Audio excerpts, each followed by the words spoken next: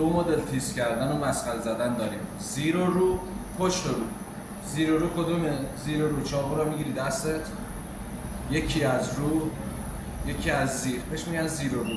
زاویه 15 درجه میذاری رو مسخر، یکی از رو یکی از زیر، اینا بهش میگن زیر و رو.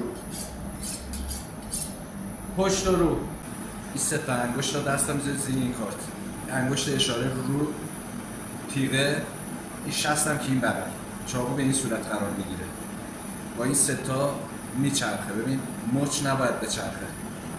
زاویه 15 درجه میذاری رو مسخر، میاری پایین تا انتها. از این ور ببین میچرخه دوباره همین نقطه شروع کنن، یک 15 درجه رو مسخر. اینا بهش میگن رو. ببین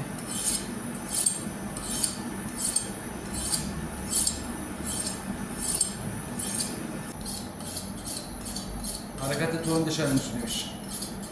این مسخره زدن رو میگن پشت و رو. لایک کن، بفرست واسه دوستات، برای آموزش بیشتر بیا داخل پیجم.